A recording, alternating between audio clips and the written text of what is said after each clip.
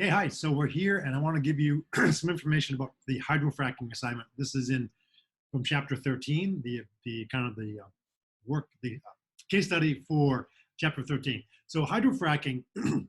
So come here, and this is the document that you need to look at. You might want to also watch the videos I made for chapter 13 because they talk quite a bit about hydrofracking. So what is hydrofracking? Well, hydrofracking, as it kind of explains here in this graphic, is a way. So what happens is that what they discovered some time ago was that there's a rock called shale. Now, shale is a very low permeability, so that means that things don't flow through it very well.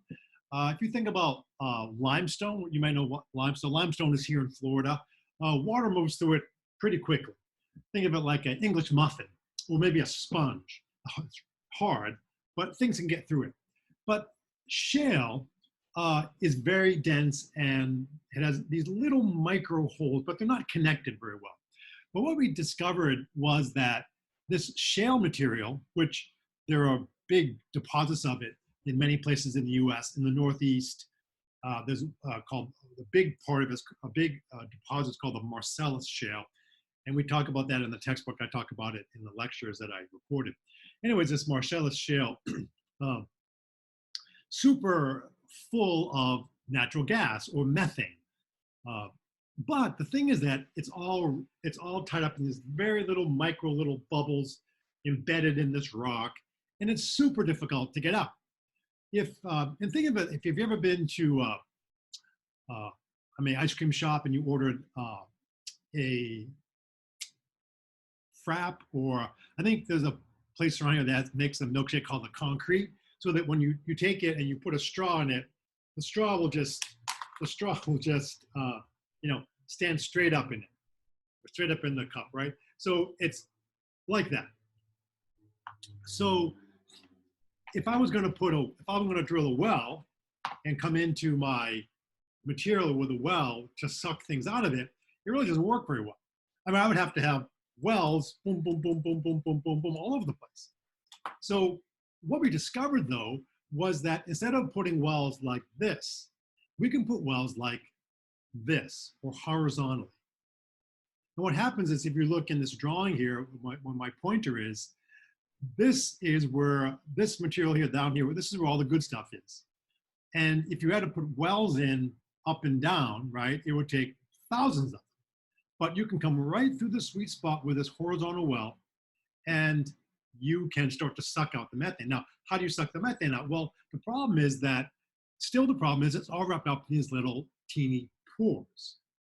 So what you do then is you crush it, or you fracture it. And you fracture it with, well, 1, explosives, and then 2, water. So what we do is we come down this well. When they drill this well, they drill it horizontally like this. They have special equipment that does that. And they come in, if you see my pointer on the screen, it comes in and they put an explosive charge in a tube called a perfing. It's called a perfing gun, full of explosives, and they blow it up, boom, and it fractures all this rock right here. If you see my pointer is, then they pull it back out, come back in again, charge it up with some more explosives, and blow it up again, boom, and it's crushing and expanding and fracturing all the rock. And then what they do is they take some liquid, so they have these big tanks here, and they pump liquid at very, very high pressure. Now, they do this for like 3 or 4 months. It's called developing. And when you do that, and there's actually all kinds of stuff in there, kerosene, gasoline, a lot of it's proprietary, so we don't know what it is exactly. Soap sometimes, obviously water is in there, and sand. And they pump this at very, very high pressure. Think about putting your finger on the end of a hose, right? Like you do that and create pressure. This is a very, very high pressure, thousands of PSI, gets pumped in there, and it goes everywhere. And it opens up all those little cracks that you see here and makes them bigger and connects them. So all of a sudden, and then what they do eventually, I talked 3 or 4 months of this, then they suck it out, and then all the natural gas that they've just kind of exposed and got all opened up, that comes flowing out. So natural gas comes flowing up that well, right? Right up this well. That's what fracking is. That's hydrofracking, which is a combination of horizontal drilling, explosives, and water to open up all the holes. So that's it. That's what fracking is, just so you have an understanding of it. What they're after, of course, what they're trying to get is methane. Methane is natural gas. So it's what you use, when you turn your stove on if you have gas at home, natural gas. So that's what they have. So all these questions then start to go over that. Now, it gets a little, in this case study, it gets kind of a little off tangent because it starts to talk about these things called isotopes. Now, isotopes, so you have, let's say you have an atom, like, let's say you have carbon, okay? Carbon has 6, if you go look at if you look in your textbook, there should be a table of atomic elements, and you'll see which one is for carbon. Let's say carbon. So in this case, we see this nucleus here. It's got green and white dots. The green dots are protons, and the white dots are neutrons. Now the green dots are charged positively, and the neutrons have no charge. So, but they all have a weight of 1. Let's say they have a weight of 1. So you see that this one has got 1, 2, 3, 4, 5, 6, 7, 8, 9, 10, 11, 12. And this one's got 1, 2, 3, 4, 5, 6, 7, 8, 9, 10, 11, 12, 13. So that's 13. So that weighs 1 more atomic mass unit than nucleus 2 weighs 1 more than nucleus 1. But it has the same charge because the charge particles are the same. See the 6 charge particles. So that will give you some clue as to what an isotope is. And you can also look these up. Your textbook should also be covering it as well, right? So that, and then what happens is, when we want to detect things, let's say we have a sample and we want to find out what's in it. One way that we can do that is using a technique called mass spectrometry. So mass spectrometry, what it does is you kind of inject, let's say you have a mass spectrometer, this would be a mass spectrometer, and you inject some chemical, or many chemicals, really, many chemicals in it. And you see in this diagram here, the chemicals are here in number 1, and what happens, we give them a charge. This mass spectrometer charges the chemicals, and they go into this third thing, which really acts to separate. So it's time of flight. So some things move more quickly. Now, what do you think moves more quickly? The heavy things or the light things? Right.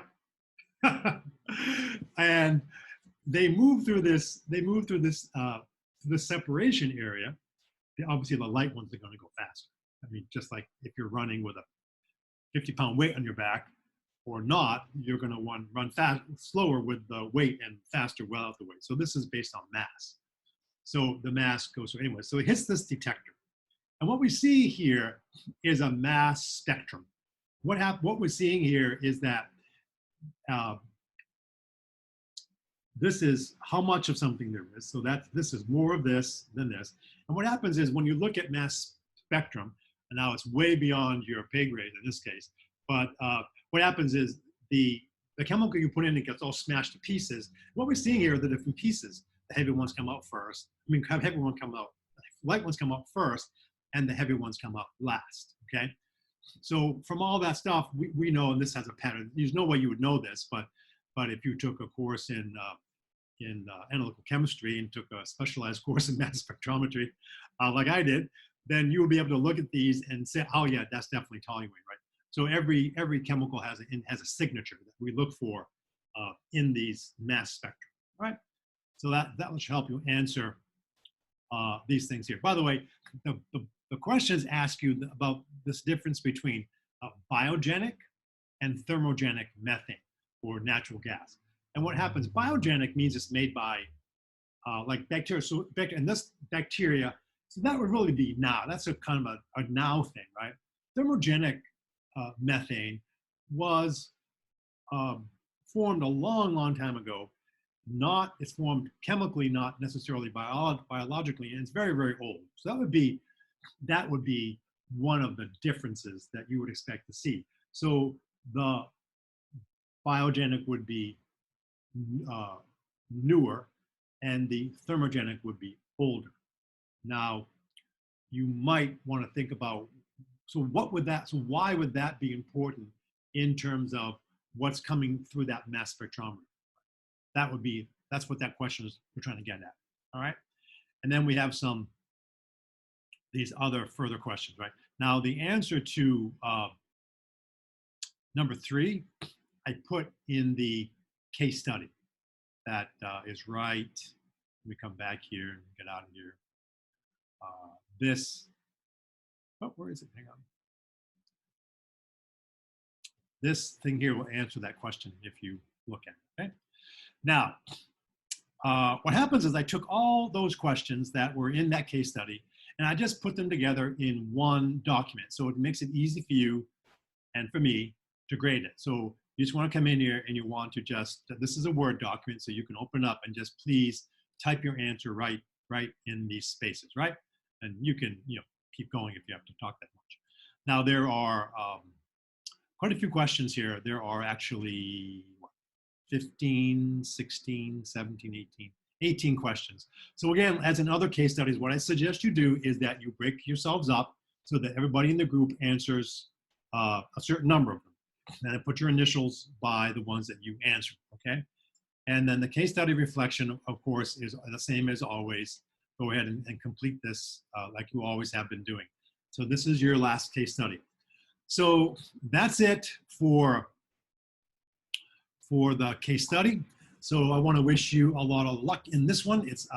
Fracking is a really important activity that we do now. What happened was that we produce a lot of oil in this country. We're actually the largest producer of oil, and we actually now produce a lot of natural gas. So much natural gas, in fact, that we are actually thinking of putting it in ships, in these big tanker ships, and an LNG tanker. Actually, what happens is we liquefy the natural gas because it's much more easy to liquefy it. You liquefy it by cooling it. By cooling it, it condenses into a liquid. So, because if it was a gas, it would be huge. The ship would be enormous. So we liquefy it to make it compact. But the problem with this, of course, is it's extremely explosive. If you have a LNG tanker and it were to blow up, it would be an explosion the size of a nuclear bomb. So, for instance, the Coast Guard or the Navy would never let an LNG tanker anywhere near a major city of the United States, Jacksonville, New York, any city along Boston, any city along the coast would never allow these things because they're very, very dangerous. But we can load them up and put this material on a ship and send it somewhere else.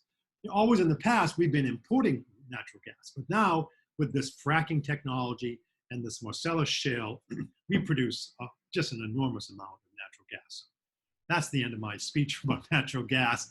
And I wish that you would have been in class and I could have told you more about this kind of stuff, but hopefully you've got enough and learned something in this case study. So anyways, the next video, I will give you some more information about the final. All right, so everyone take care and good luck with this. If you have any questions, reach out.